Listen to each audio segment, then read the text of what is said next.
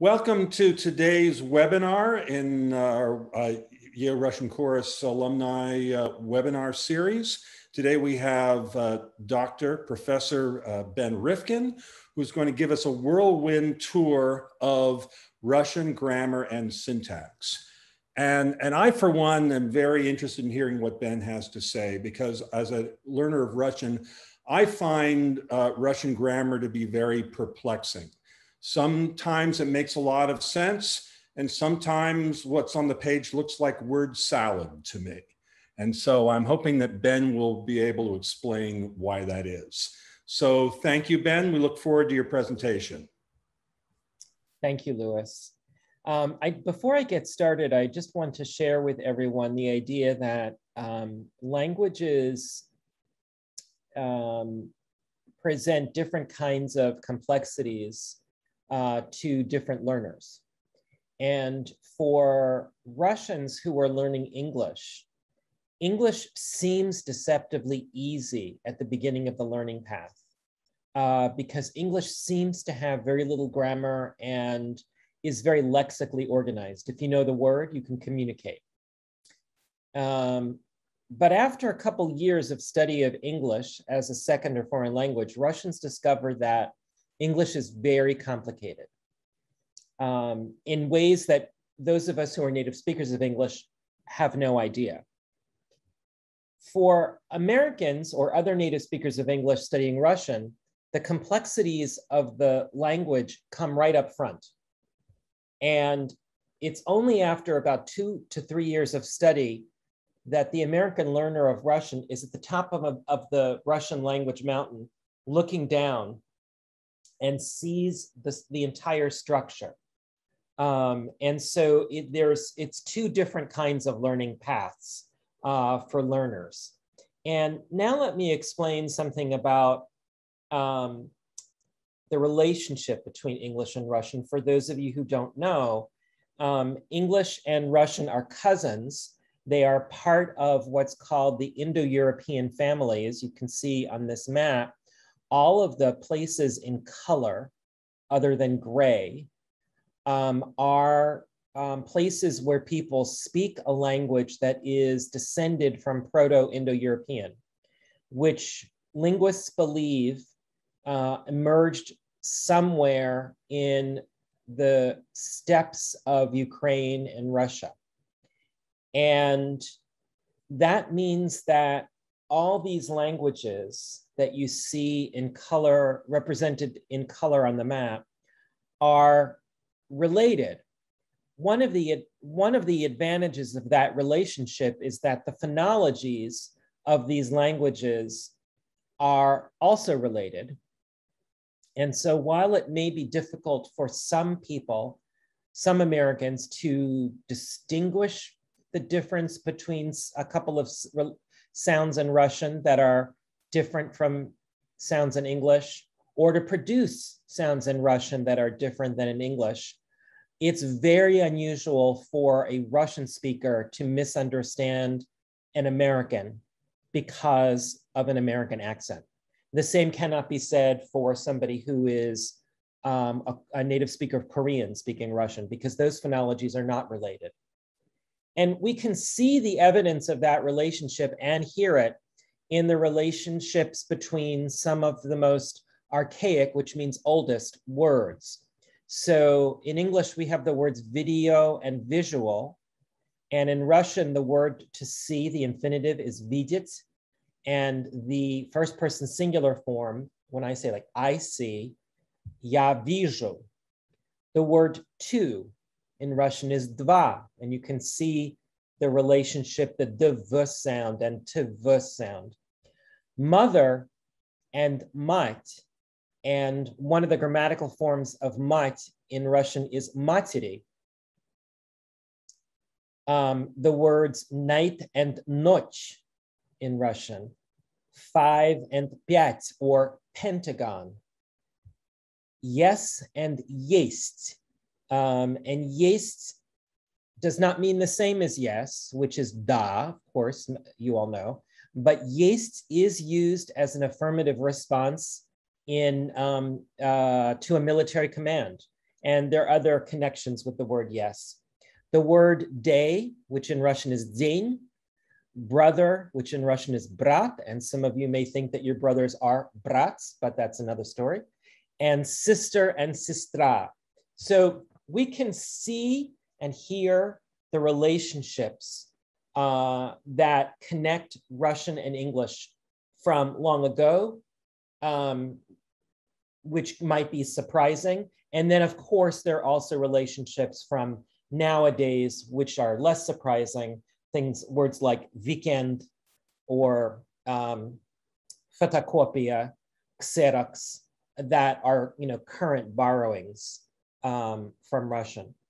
So Russian is actually historically not particularly interesting.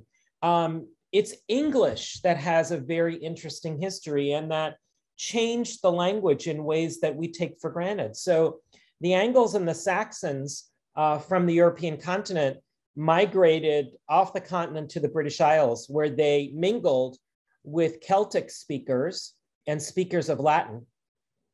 And the British Isles were then subject to invasions, first from a variety of Scandinavian groups, and then from the French in the 11th century. And what this did to English was when you had people who were speaking related languages, and that's the Scandinavians who spoke a North Germanic language, and the Angles and the Saxons who spoke a West Germanic language. So very related, but they had different noun classes, and that means genders. So the grammatical endings were different. And these people lived together among each other. They intermarried, they were neighbors. And so these endings were confusing. Which ones do we use? Is it this way? Is it that way? And in the confusion, English lost its designation of noun classes. Again, gender. So if you know French or Spanish or Italian or German, for instance, you know that those languages have nouns designated as masculine or feminine in the case of the Romance languages. And then German also has a neuter. So English lost those distinctions, also lost case endings, which actually still exist in the Germanic languages, except for English. So where we have traces of the declension endings, those are in the pronouns. So for instance, it's not we saw they, but we saw them. So there's a different form of the word they in that direct object or accusative case position. And we have the remnant of the genitive case in the use of apostrophe S. So this is the copy of the song of Joe is in English, this is Joe's copy of the song. In addition, we lost a lot of markers of verbal conjugation. And for those of you who are familiar with the Romance language or German or Russian, you know that the form of the verb in the present tense has a different grammatical ending based on the person and the number. So there's the I form, the thou form, the form for he, she, it, the form for we, the form for you, which is plural or formal, and the form for they. And in English, we lost almost all those distinctions, right? So as you see on the slide here in English, the only distinction is in the third person singular where we say she gives, but otherwise all the other forms of conjugation of the verb to give are just give. I give, you give, we give, they all give. Whereas you can see the example of French to speak on the slide. The loss of these grammatical markers gives rise to a very rigid syntax in English. And syntax means the order of the words. So that we, with the exception of some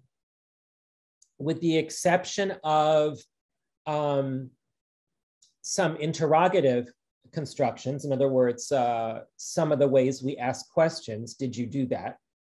Our sentences always start with the subject, which could be a phrase, Those spectacular singers of the Yale Russian chorus could be the subject of a sentence. Then the verb, and then any objects or prepositional phrases. Sometimes a prepositional phrase can start the sentence and precede the subject. In the last year alone, the Yale Russian Chorus Alumni Association, et cetera, et cetera, et cetera. So we have a certain word order that actually some people don't even, many people don't even think about.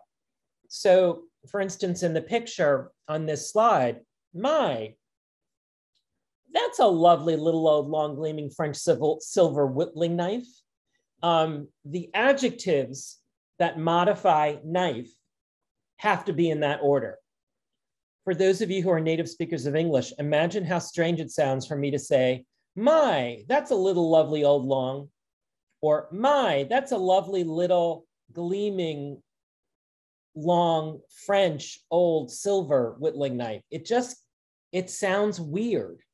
So we instinctively know that order. Russian, by contrast with English, has retained 3 noun classes, masculine, feminine, and neuter, 6 declensions or cases that are listed for you here on the slide, the name of each case. And those are for nouns and the adjectives that modify them or the pronouns that stand for them.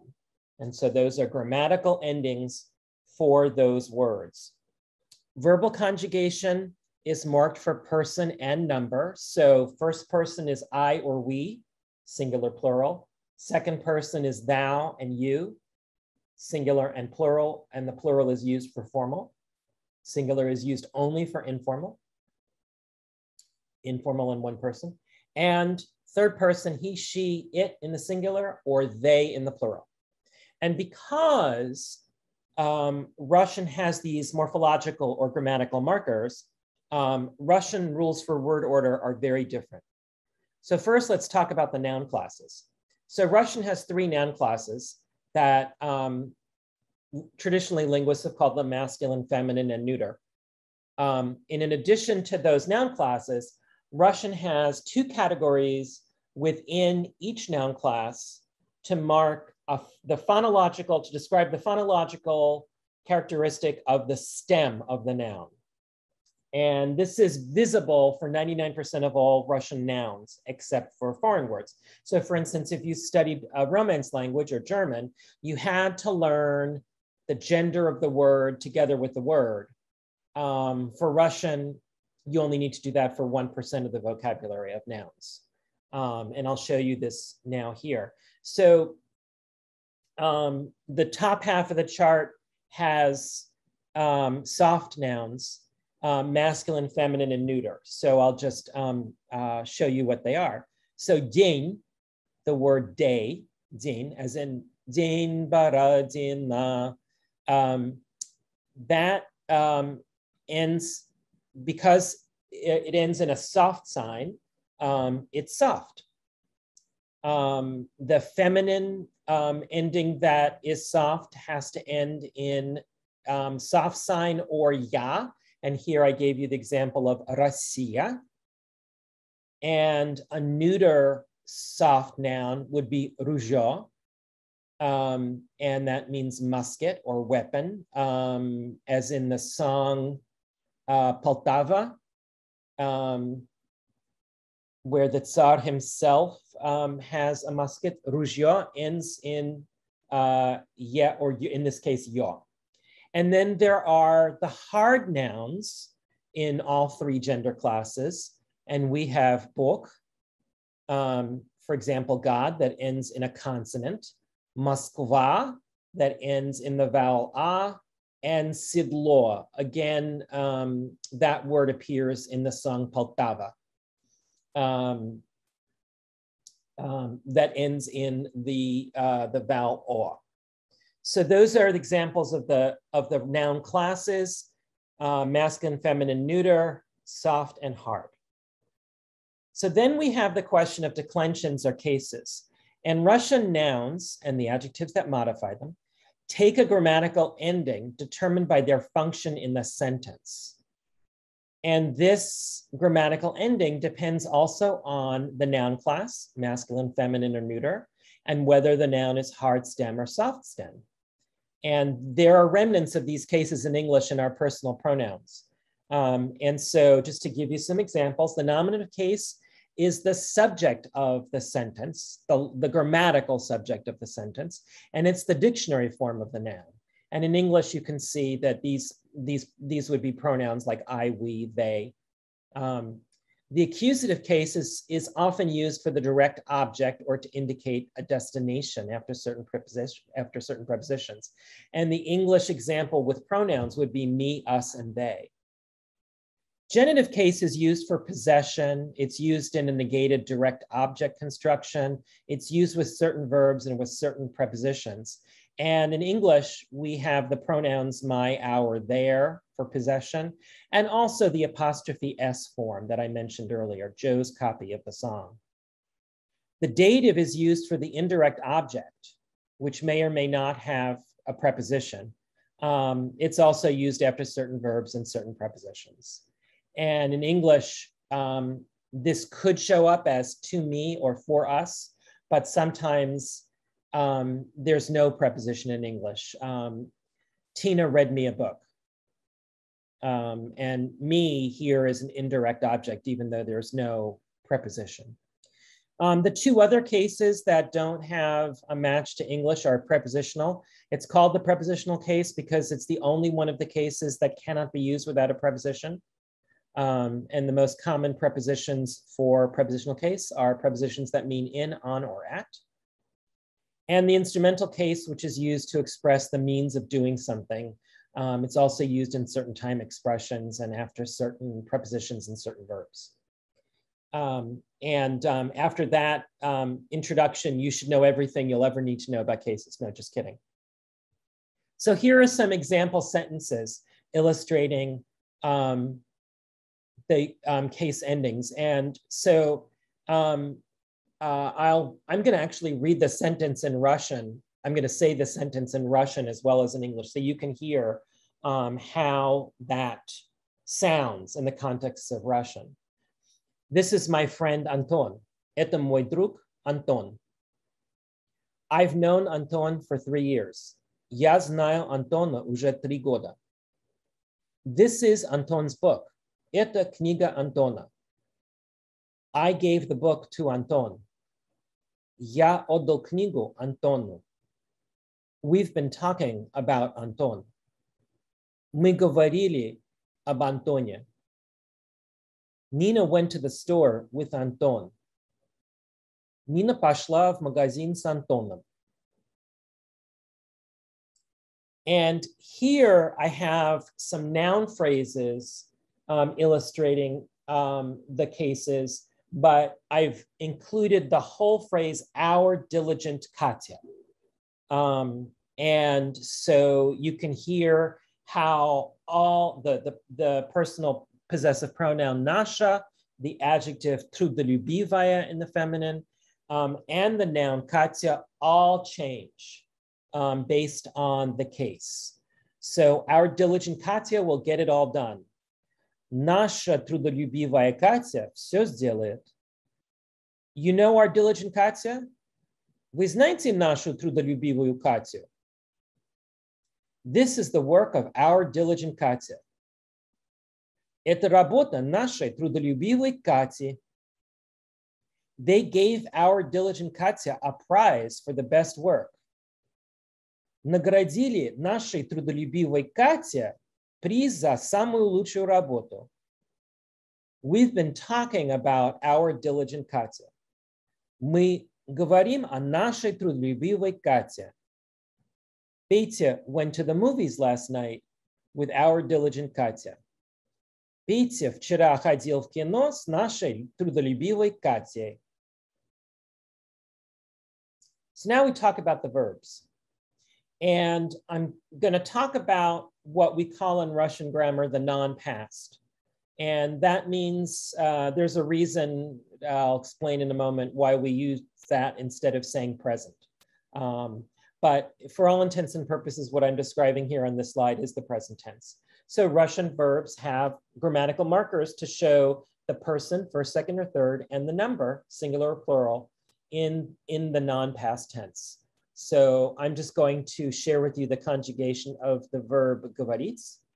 So first in the singular, reading down from first through third person, я говорю, ты говоришь, он, она, оно говорит. And then in the plural, from the first person at the top, мы говорим, вы говорите, они говорят. There are two major classes of Russian verbs. So the conjugation pattern for the other class is different, but we still see the consonants at the end that you see here. So the sh in second person singular, the te in third person, both singular and plural, te ye in the second person plural, and the m in the first person singular. The connector vowels will vary. Some other things vary too.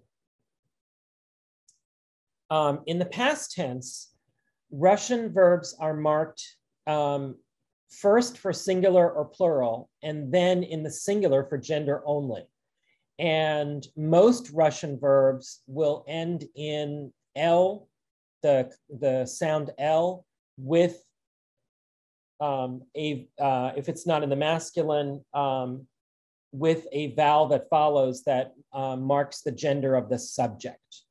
I gave 3 example verbs from проводит.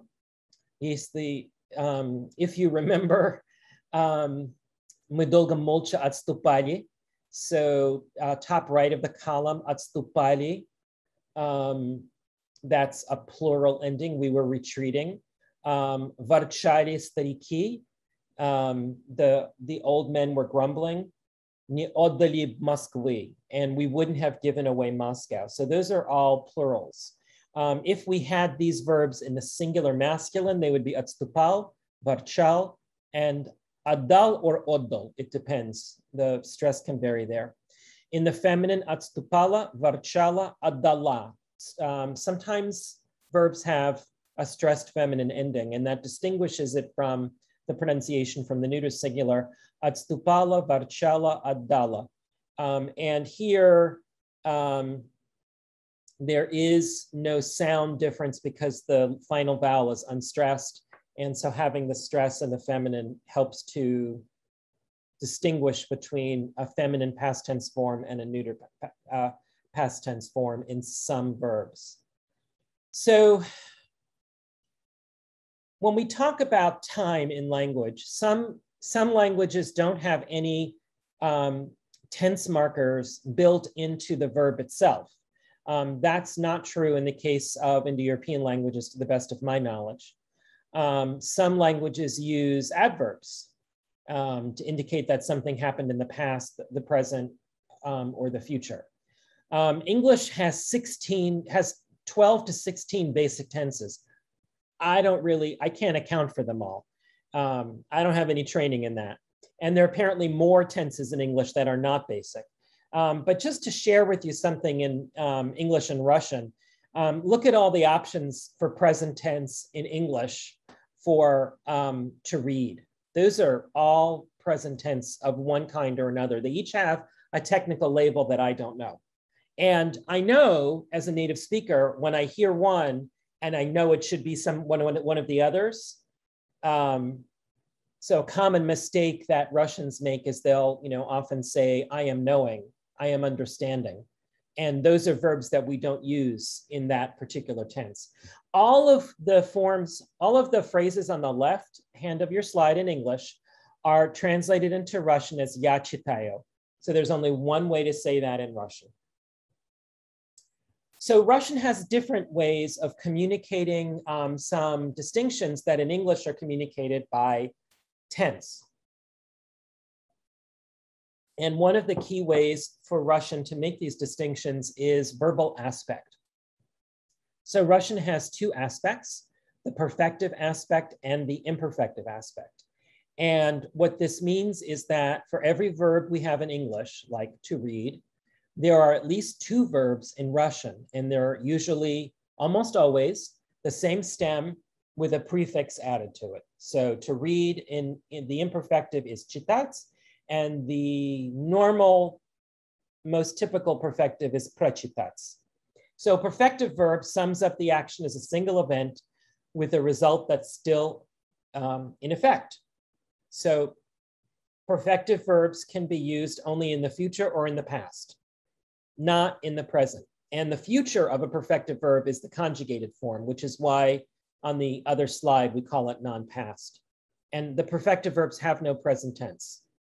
And an imperfective verb, I'm going to define it as not perfective. It somehow defies that definition on the left-hand side of the screen in one or more ways. So it could be that it's focusing on a process rather than an event, than a single event. It's focusing on recurring events. He always sneezes when he steps out into the bright sunlight. Or he rarely sneezes when he steps out into the bright sunlight. A process rather than a result, or an event whose result is no longer an effect, like someone must have opened the window, but it's closed now. That's the big picture of what the meanings of aspect are. And now I'm just going to give you some examples with why the translations of the sentences on the left would feature the particular tense and aspect. So if I ask you, have you ever read War and Peace? You might answer, yes, I've read War and Peace. So your answer tells me that you did this, but you're not telling me when. You're not connecting it to a particular time or place. And we know from the nature of War and Peace that it had to take some time to read that novel. You didn't just do it in the microsecond of sneezing. But if you're my student and I assign you some chapters of the novel to read for Tuesday, and it's Tuesday today, I say, did you do the reading for today? And you can say, yes, I read the chapters that were assigned for today. And so that's the past perfective.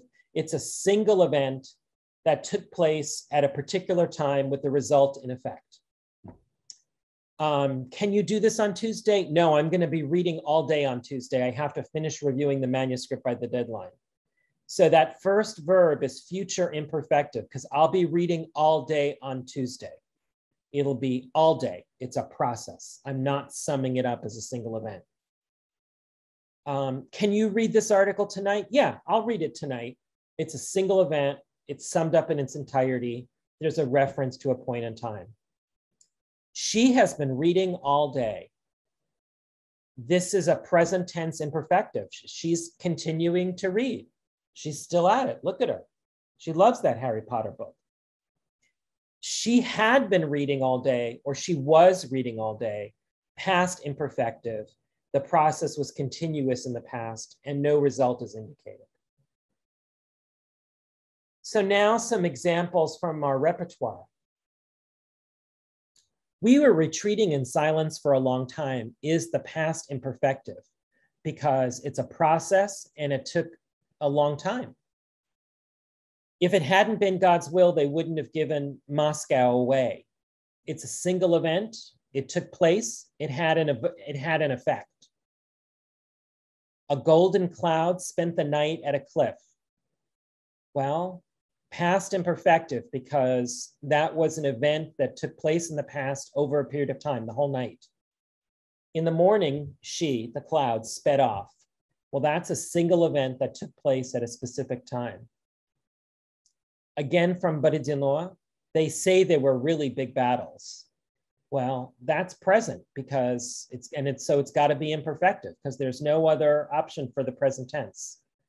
Shall I go down into the valley?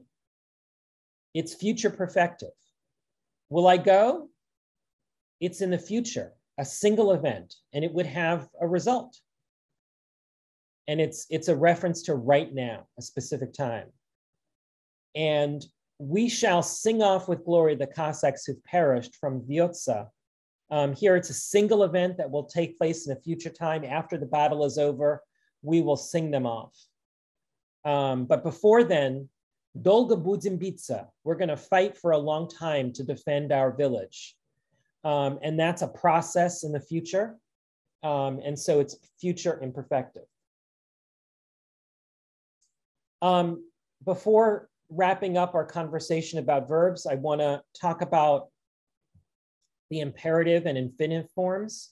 So imperative forms are what we use in English to tell someone do something, or let's do it, or let them do it. I don't want to do it, let them do it. So when we say let's do it in Russian, давай я это сделаю, or давайте это сделаем. So either it's first person, either for me alone, давай я, or давайте means let's all. If I'm telling somebody else, do it, that's a special form of the verb that often, but not always, ends in e for one person or ite for more than one person. So, and sometimes it can end in i краткое. So, and we have that examples from Бородино «Скажи-ка», and then from «Метелица, ты постой», and from «Конь, пой, золотая рожь». And then for the form, let them do it, we use the Russian pust, one of my favorite words of the Russian language. It kind of means let it be. So, and an example of that in our repertoire is from Katyusha, pust on землю сбережет родную. So pust is very important for that third person imperative. And then the infinitive form, in English, this form of the verb always has the preposition to before the main form of the verb. So to read, to sing, to play. And in Russian, the infinitive usually ends in te, I, ti, sometimes te, mягкий знак, and sometimes sti, sti, or che. And one of the examples I have of te, mягкий знак for you here is from Конь, в поле никого не видать. The last thing I want to say about verbs is that Russian has reflexive verbs.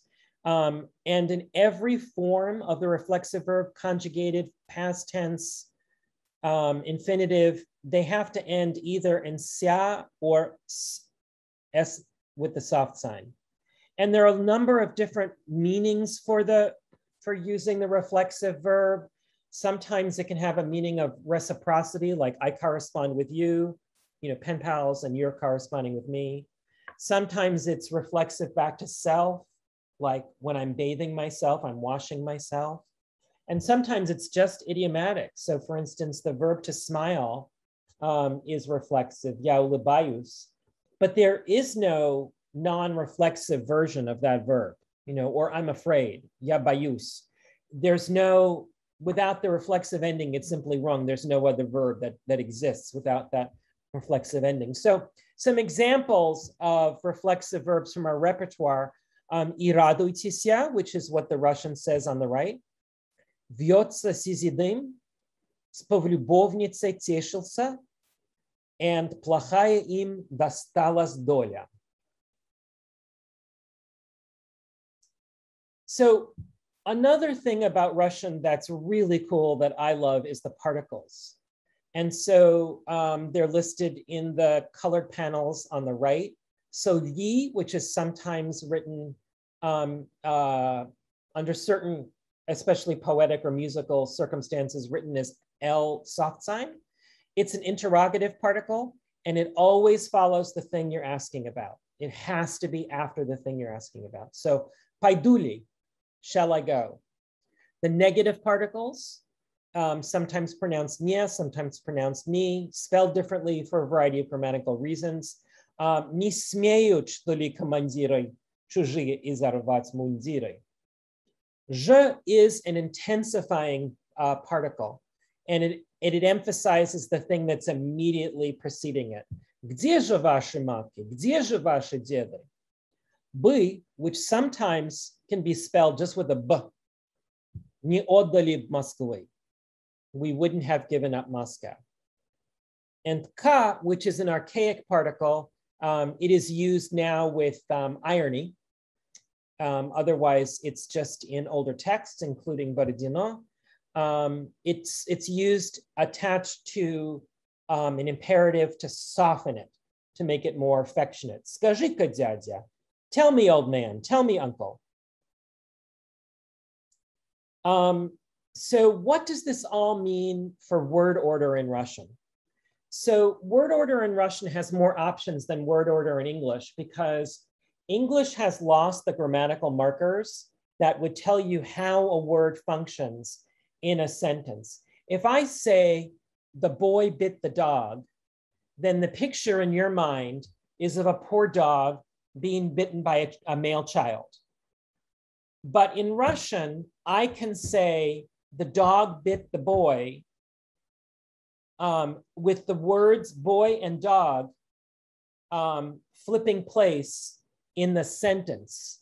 So, мальчика укусила собака answers the question, who bit the boy? And we put the dog at the end. The boy was bitten by the dog. The dog bit the boy. But собака укусила мальчика, which means the same thing, the dog bit the boy, answers the question, what did the dog do to the boy? The dog bit the boy. Or who did the dog bite? The dog bit the boy. So the most important information in any Russian sentence comes at the end. This is what the speaker is emphasizing. And so in Borodino, we say, Французу отдана, not отдана французу, because it's not as important that we surrendered Moscow to the French as opposed to the Germans or the Italians. The important thing is that Moscow was surrendered. Adverbs can go almost anywhere in the sentence, and they do. Particles must immediately follow or precede the words they're related to. The negative particle has to go before, the interrogative particle has to go after, and so forth. And then the last thing, which is in red, and that's most important, and this is really, really important for us in terms of singing music in Russian, is that poetical meter and musical rhythm take priority over everything, which means that basically any word order goes to make the meter fit. And that means that adjectives can be separated from the nouns they modify, subjects can be separated from their predicates, direct objects, indirect objects, all of it can move around. So just to give you an example of the difference between Russian word order and English word order. So in English, where is the book? The book is on the table. Where is Sergei? Sergei left the party. But in Russian, if I say what's on the table, I don't say the book is on the table. I say on the table is a book. And if in Russian I say who left the party, the answer is from the party left Sergei. The most important information is always at the end of the sentence in Russian. And so I'm going to wrap up the formal part of the presentation before the questions and answers with some examples from Katyusha. So the translation of Katyusha, literally in the left, let him or may he protect his native land. And the literal translation of the Russian with the word order intact is let him or may he land protect native. Pust on землю сбережет родную.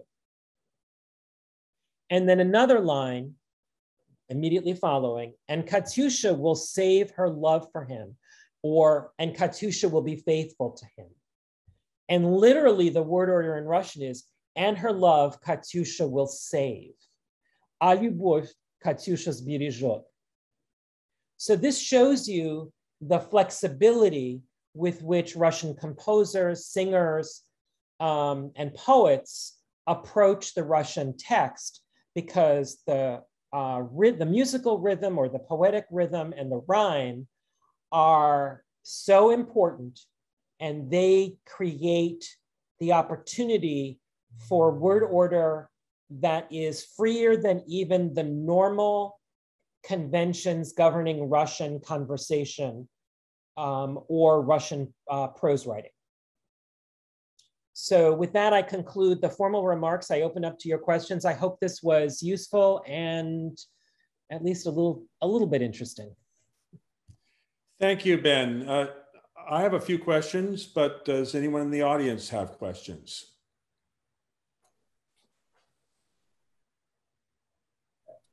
All right, well, while people in the audience are considering questions, let me throw out a couple of questions. So you talk about the Russian language as if it were a unitary thing.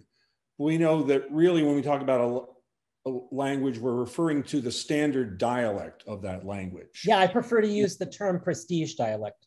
Prestige dialect, precisely. So we sing various songs that are like folk songs. I'm wondering, are those, some of those actually in dialect? There are moments of regional accent. So I hesitate to use the term dialect rather than regional accent. From my perspective, dialect conveys with it not only a regional accent, but also some other marker, whether it's lexicon that's unusual compared to the prestige dialect, or a slight difference in grammar or syntax that's typical of a dialect being different. So there's this spectrum between a regional variant that only has an accentual difference. So for instance, if I'm talking with someone from Boston who talks his kan, havad yad, but otherwise our lexicon and our grammar are completely the same. And a dialect, and that would be African-American vernacular English, where there is a verb tense that we don't have in prestige dialect of English, with you be sitting as an example of a grammatical structure that we don't have in the prestige dialect. And then of course, to a whole other language. And that becomes, for instance, Russian to Ukrainian, or Norwegian, Swedish to Danish. So in terms of what we sing, there are some songs that are higher on the folk register that have that could have different pronunciation, or could have some words that are not likely to appear in a scholarly article. But one of the big differences between Russian and many other of the languages of Europe is that Russian is a much later bloomer in terms of its linguistic development. And Russian also was subject to significant or more significant central control than some of the other languages of Europe. So for instance, at a key point in Russian and Soviet history, with the advent of radio as a significant means of communication, this occurs in the era of Stalin. Even though radio existed before, the access to listening to the radio really becomes a national phenomenon in the Stalin era. People gather in clubs where there's electricity and listen to the radio. And Stalin decreed that everybody speaking on the radio had to speak in the prestige dialect Moscow version. So you look at a country like Italy that is, from the Russian perspective, this really tiny little peninsula. And from one village to the next, the dialects can be enormously different. That is not true in Russia, although there are regional differences, especially with regard to certain kinds of vowel pronunciations. Thank you. Ben, why don't you stop sharing your screen so we can see Sure. Full face.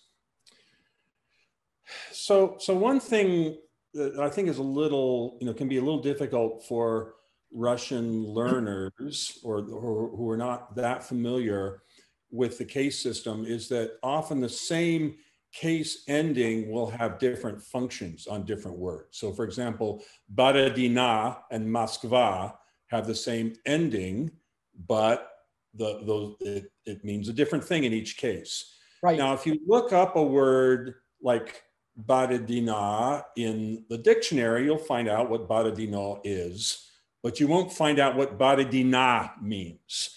So I'm wondering, do you know of tools that will, or online or resources that will tell you, okay, that is the genitive form of the word baradino?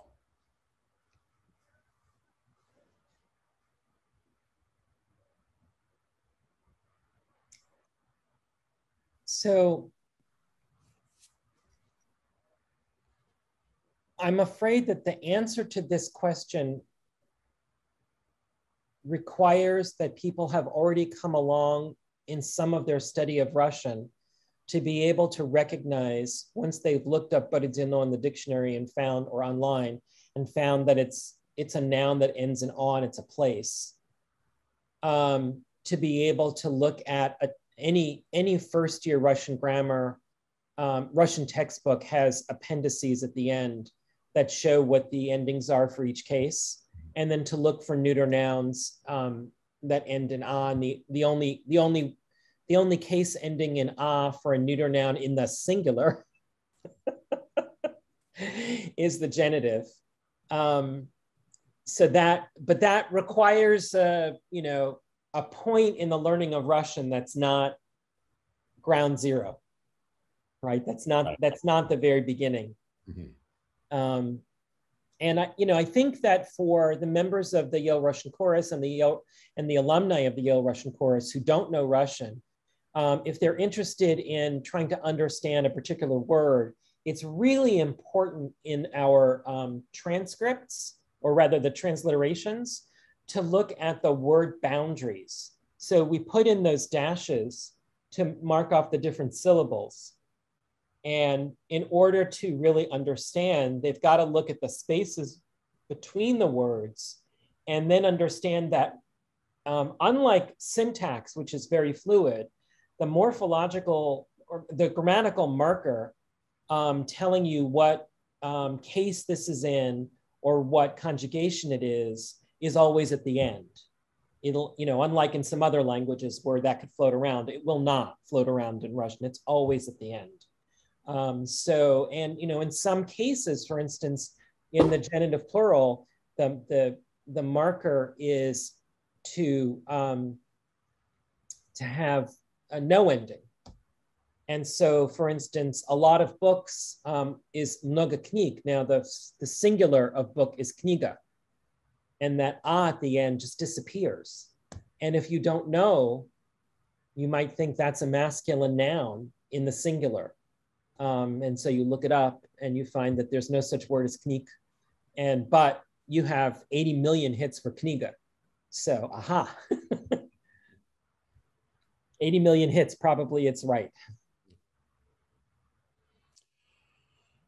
So another question that's kind of a different angle on the question I said a moment ago. We talked about regional dialects.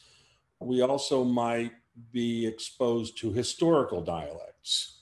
And of course, we know there's the big dialectal, even linguistic difference between Church Slavonic and modern Russian, but we also have some song texts that are somewhat archaic and can you think of some instances of that? And can you think of some hallmarks of that archaism that one might notice or want to be aware of?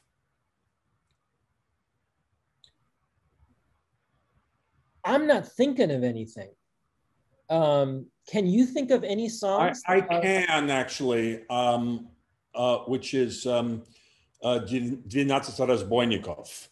It's kind of a mix of, there's a little bit of Slavonic, there's a little bit of archaic vocabulary.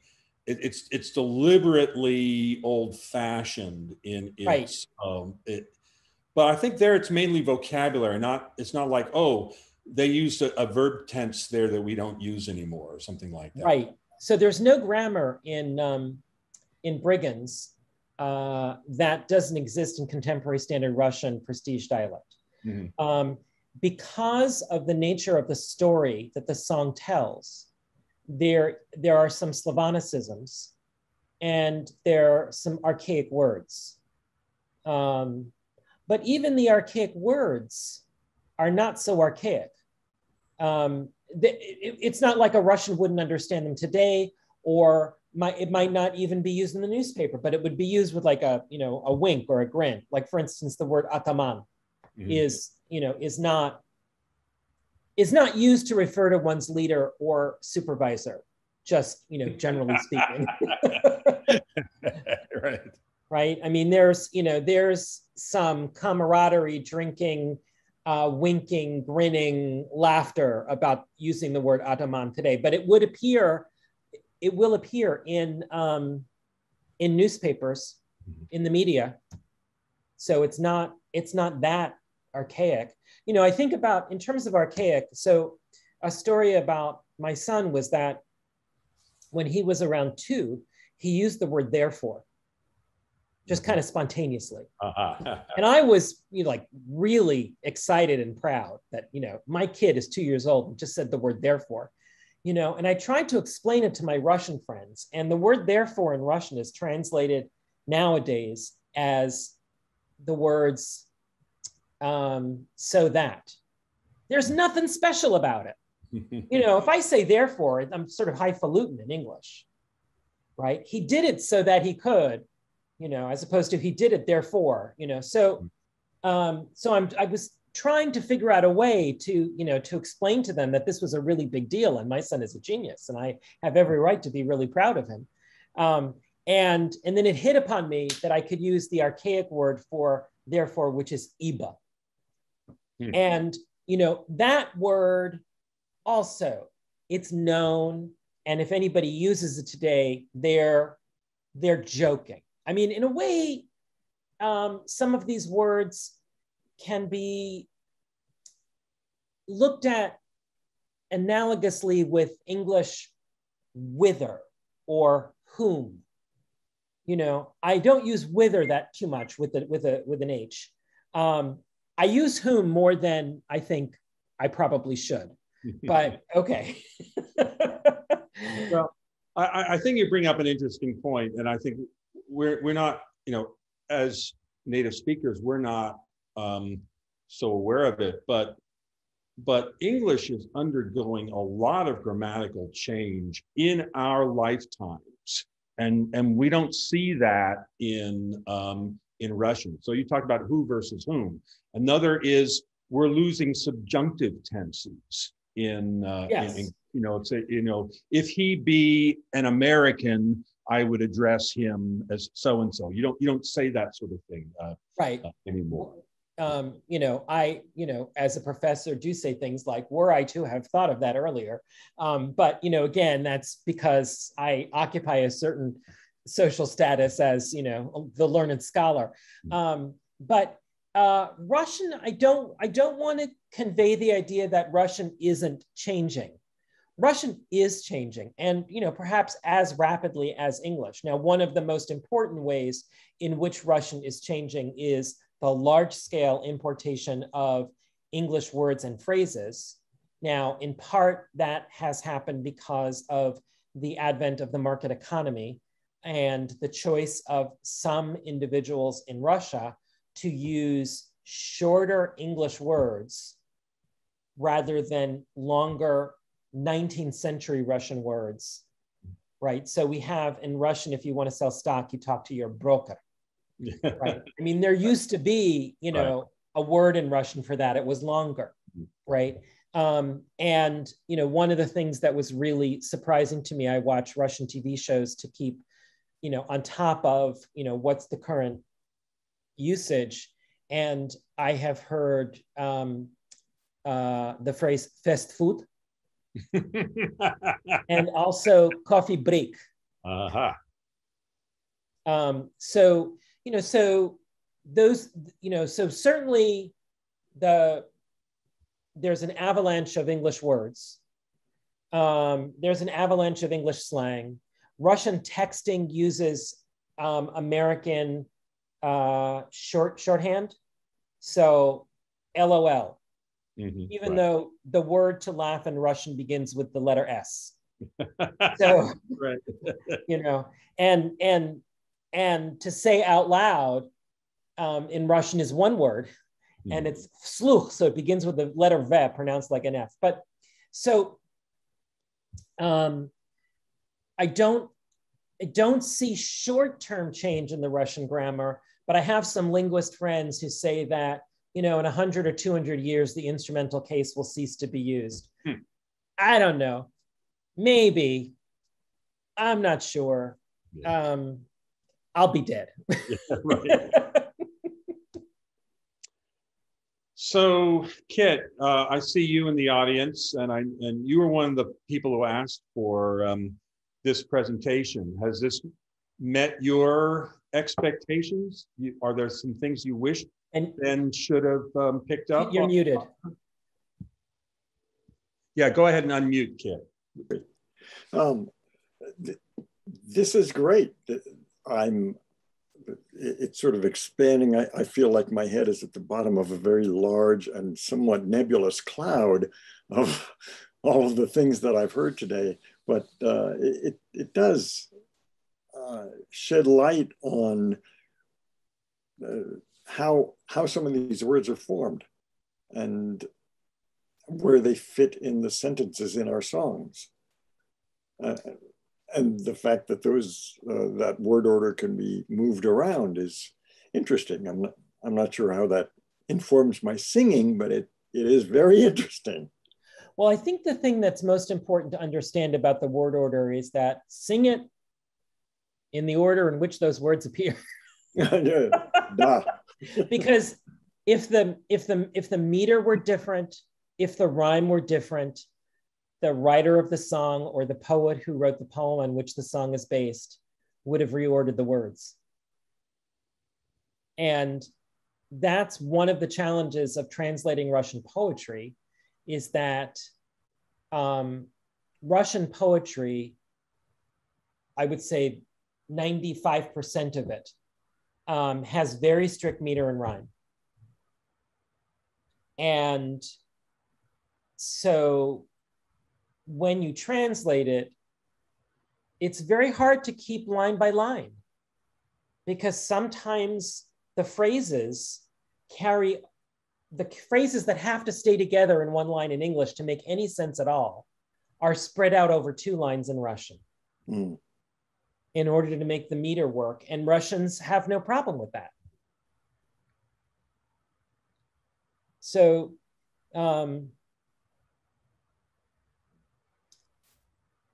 there's always people ready to teach anyone Russian.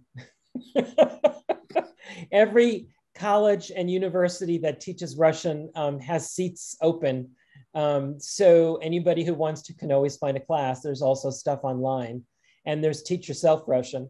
But what I do want to encourage everybody is that if you do begin to study Russian, to understand that, yes, the beginning seems very complicated, but there comes a point where you see this whole system and it makes great sense. And it's right at that point that Russians who are studying English think, oh my God, how will I ever learn this? You know, and just for example, I have, you know, many dear Russian friends whose English is absolutely stellar, except they make frequent errors in the use of the articles, the and a. Yeah. I can't explain to them the rules. Linguists have written books about this. And I can just tell you that my same kids, you know, my son who at the age of 2 was saying therefore, never made mistakes with the. It's completely intuitive. And for 25 years, I'm teaching courses where students write compositions. And if they're native speakers of English, I have never had to correct their use of definite or indefinite articles. Yeah, not once. Dangling participles, every assignment, but not the article.